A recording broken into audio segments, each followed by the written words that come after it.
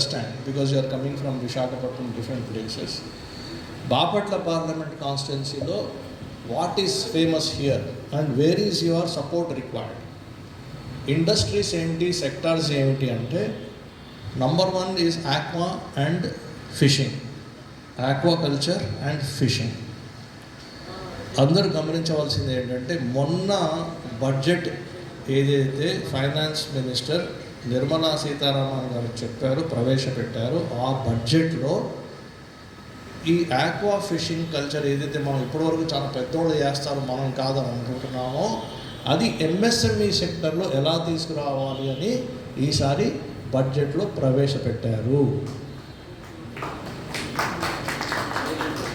అంటే చిన్న చిన్న తరహా వాళ్ళు కూడా, మహిళలు కూడా, ఎస్సీ ఎస్టీ వాళ్ళు కూడా ఇప్పుడు చిన్న చిన్న తరహాగా ఆక్వాకల్చర్లో దిగచ్చు, ఫిషింగ్లో దిగచ్చు అని ఇప్పుడు ఈసారి ప్రపోజల్లో వచ్చింది, బడ్జెట్లో వచ్చింది. దయచేసి అధికారులను దీన్ని గమనించి బడ్జెట్ ఒకసారి తీసి ఆ పోర్షన్ ఏంటో చదివి, మళ్ళీ వీళ్ళు వచ్చిన తర్వాత మాకేం తెలియదు, నిర్మలా సీతారామన్ గారు మాకు చెప్పలేదు అనకంటే బడ్జెట్లో ఉంది, బడ్జెట్లో ఉంది. దయచేసి అది చదువుకుని రెడీగా ఉందంటే ఇటువంటి ప్రపోజల్స్ నేనే పంపిస్తూ ఉంటాను మీ దగ్గరికి. సో ఆక్వా ఫిషింగ్ అనేది ఒకటి.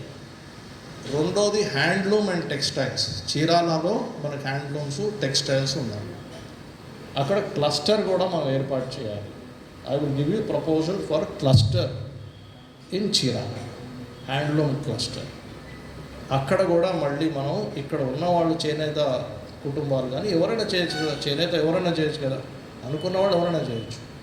వాళ్ళకు కూడా మనం విశ్వకర్మ ముద్ర స్వానిధిలో ఏమి చేయగలుగుతాం అనేది అది చాలా చాలా ఇంపార్టెంట్. మూడోది వచ్చేసి టూరిజం, హాస్పిటాలిటీ. మొన్ననే నేను 100 కోట్ల రూపాయలు సూర్యలంకకి గవర్నమెంట్ ఆఫ్ ఇండియా నుంచి తీసుకొచ్చాను. అక్కడ చాలా పెద్ద ఎత్తున టూరిజం ప్రాజెక్ట్ స్టార్ట్ అయ్యింది. అక్కడ పెద్ద టూరిజం రిసార్ట్స్ వస్తాయి, హోటల్స్ వస్తాయి, రెస్టారెంట్స్ వస్తాయి. మరి ఆ హోటల్స్, రెస్టారెంట్స్ వాటిలో పనిచేసే వాళ్ళు ఎవరు? వాళ్ళకి నైపుణ్యత ఉందా? కదండి, నైపుణ్యం ఉండాలి కదా. మంచిగా డ్రెస్ వేసుకోవాలా, నీట్గా రావాలా. కాఫీ అడిగిన వాడికి కాఫీ ఇవ్వాలా, వాడికి టీ ఇవ్వకూడదు. ఏంటి దోశ ఇచ్చేవాడికి వడ ఇవ్వకూడదు కదా. ట్రైనింగ్ ఉండాలి కదా దానికి కూడా. ఇది ఆర్డర్ తీసుకుని గంట తర్వాత రావడం. సో ఒక ట్రైనింగ్ ఉండాలి. ఒక హాస్పిటాలిటీ ఇండస్ట్రీలో చాలా కోర్సెస్ ఉంటాయి. కుక్ అంటాము, క్విజిన్ అంటాము, వెయిటర్ అంటాము, క్యాషియర్ అంటాము. దాంట్లోనే 10 రకాల ఉద్యోగాలు ఉంటాయి. సో హాస్పిటాలిటీ ఇండస్ట్రీకి మనం స్కిల్ డెవలప్మెంట్ మనం ఇవ్వడము, ప్లస్ చిన్న చిన్న యూనిట్స్ ఎంఎస్ఎంఈ పెట్టడానికి వాళ్ళకి లోన్స్ ఇవ్వడం అనేది మీ బాధ్యత. అది మీరు చెయ్యాలి, మీరు ప్రిపేర్ అవ్వండి దానికి. అది టూరిజం అండ్ హాస్పిటాలిటీ. నెక్స్ట్ వచ్చేసి మైనింగ్. ఇక్కడ మైనింగ్ అనేది చీమకుర్తిలో మైనింగ్ జరుగుతుంది. అది చాలా పెద్ద పెద్ద వాళ్ళు చేస్తారు. చిన్నవాళ్ళు చేయాలంటే ఏమిటి, దానికి అవకాశాలు ఏమున్నాయి అనేది మీరు కూడా ఒకసారి స్టడీ చేసి ప్రాజెక్ట్ రిపోర్ట్స్ తయారు చేసి రెడీ పెట్టుకుని, ఎవరన్నా మేము చేస్తాం సార్, నేను ఆ గ్రామం నుంచే, నేను చీమకుర్తి గ్రామస్తుడిని, నేను ఒక ఎస్సీని, ఒక ఎస్టీని, లేదా ఒక బీసీని, చాలా చిన్నవాడిని నేను, కానీ మా ఇంటి పక్కనే 100 కోట్లు 1000 కోట్లు చేసుకుని పోతున్నారు అందరూ, నాకు కూడా దాంట్లో 1 లక్ష వస్తే చాలు సంవత్సరానికి అని ఒక పిల్లోడు కోరిక ఉంటుంది. మరి అటువంటి అతనికి ఏమి మనం ఫెసిలిటీ ఇస్తాం? క్రషర్ పెట్టిస్తామా, ట్రాన్స్పోర్ట్ బండి ఇస్తామా, ఏంటి? సో మైనింగ్ సెక్టర్లో ఏ అవకాశాలు మనం ఇవ్వగలుగుతాం అనేది, ఇవన్నీ చేయాలంటే చాలా ఉన్నాయి. సో ఫైనల్గా ఏమిటంటే, నేను ముఖ్యంగా చేసే విజ్ఞప్తి అధికారులకి ఏంటంటే, నేను ఇందాక అన్నట్టు ప్రతి నెల బాపట్ల పార్లమెంట్ కాన్స్టిట్యున్సీలో ప్రతి నెల మీ ఫస్ట్ ప్రోగ్రామ్ ఏంటండి, entrepreneurship awareness program. Every month ఎక్కడో ఒక చోట ఏదో ఒక మున్సిపల్ హెడ్ క్వార్టర్స్లో జరగాల్సిందే. దానికి నేనేం చేయాలో చెప్పండి, యూనియన్ మినిస్టర్ గారి దగ్గర కూర్చొని నేను మాట్లాడి రాయించుకొని తెచ్చి మీకు ఇస్తాను. కానీ మీకు మటుకు అది తప్పదు, మీరు చేయాల్సిందే.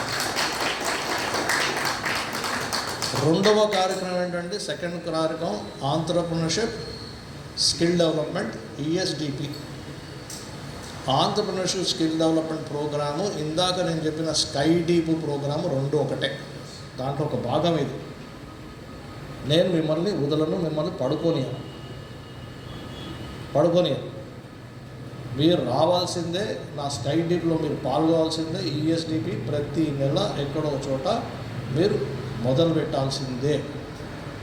ఈ విధంగా చేస్తూ ఉంటే మరి నేను చాలా పెద్ద టార్గెట్ పెట్టుకున్నాను.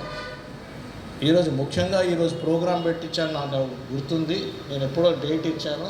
ఢిల్లీ నుంచి పరిగెత్తుకుని వచ్చి మీతో కూర్చొని ఇంతసేపు నుంచుని మాట్లాడడానికి ఎందుకు ఇంత నేను సమయం కేటాయించానంటే, నేను మన బాపట్ల పార్లమెంట్ కాన్స్టిట్యుయెన్సీకి 2029 సంవత్సరంలోగా కనీసం 1,00,000 మహిళా యువకులకి స్కిల్ డెవలప్మెంట్ అవకాశాలు ఇవ్వాలి అని నేను టార్గెట్ పెట్టుకున్నాను. సో నేను టార్గెట్ పెట్టుకున్నంత మాత్రాన నేను సక్సెస్ అవుతానా? అవును. అధికారులు అందరూ సహకరించాలి, అన్ని డిపార్ట్మెంట్ల యొక్క అధికారులు సహకరించాలి. మహిళలు, యువకులు డిమాండ్ చేయాలి, ఎదురుగా వచ్చి మాకేది స్కిల్ డెవలప్మెంట్ ఏదని మీరు అడగాలి. మీరు అడిగి ప్రతి నెల మనకి ఏదో ఒక చోట జాబ్ మేళా కూడా ఉంటుంది. ఆ జాబ్ మేళాలో కూడా మీరు అందరూ వచ్చి పెద్ద ఎత్తున మీరు పాల్గొనాలి. మనము వికసిత్ భారత్ 2047, అదేవిధంగా స్వర్ణాంధ్రప్రదేశ్ 2047 ప్రయాణంలో ఉన్నాం. ఆ ప్రయాణంలో మీరు భాగం తీసుకుంటున్నారా లేదా, దాంట్లో పాత్ర మీకు ఉంది, ఆ పాత్ర మీరు వహిస్తారా లేదా అనేది ఇక్కడ ప్రశ్న. మనం అందరం కలిసి ప్రయాణం చేస్తాం. మీ అందరితో నేను ఉండాలని నాకు చాలా చాలా సంతోషంగా ఉంది. మరి ఈరోజు మీతో కలిసి మాట్లాడి ఇవన్నీ నా మనసులో ఉన్న మాట మీద పంచుకోవడం నాకు చాలా చాలా సంతోషంగా ఉంది. నేను అన్న టార్గెట్ 1,00,00,000 మందిని 1,00,000 మందిని బాపట్ల పార్లమెంట్ కాన్స్టిట్యుయెన్సీలో మహిళలు, యువకులకి స్కిల్ డెవలప్మెంట్ ఆపర్చునిటీస్ మనము కలుగు చేయాలి. మరి ఇటువంటి చక్కటి ఆహ్లాదకరమైన వాతావరణంలో ఇటువంటి చక్కటి అవకాశం మీరందరికీ నాకు ఇచ్చారు. మినిస్ట్రీ ఆఫ్ ఎంఎస్ఎంఈకి కృతజ్ఞతలు తెలుపుకుంటూ నేను సెలవు తీసుకుంటాను.